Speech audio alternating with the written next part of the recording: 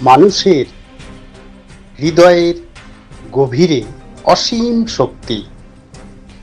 জীবনে চলার পথে অনেক দুঃখ আসে, আঘাত আসে, আমরা হতাশ হয়ে পড়ি, ভেঙে পড়ি।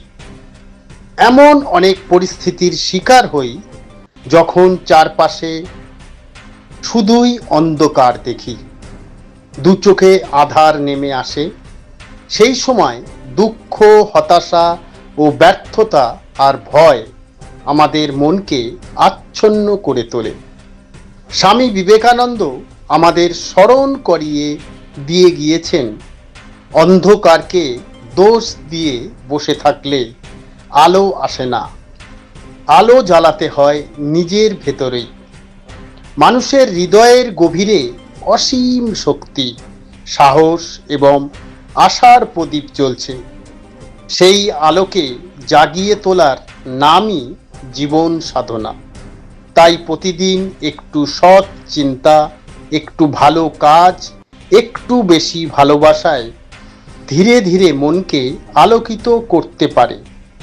লক্ষ্য করে দেখবেন, সত্যিকারের আনন্দ বাইরে কোথাও লুকিয়ে থাকে না। যে সময় বা যখন আমরা নিজেকে উন্নত করার চেষ্টা করে থাকি, হৃদয়কে পবিত্র রাখতে চেষ্টা করি ও ঈশ্বরের উপর ভরসা রেখে এগিয়ে চলি, তখনই ভিতরে এক শান্ত আনন্দের জন্ম হয়ে থাকে। স্বামীজির দেখানো পথে সকল মানুষের চলার পথে শুধুই প্রার্থনা হোক, অন্ধকারকে ভয় না পেয়ে আসুন, অন্তরের আলোকে জাগিয়ে তুলতে শিখি। জীবন যাতে সুন্দর হয়, মন যেন আরো নির্মল হয়, আরো হৃদয়ে যেন ঈশ্বরের শান্তিতে ভরিয়ে নিতে পারি।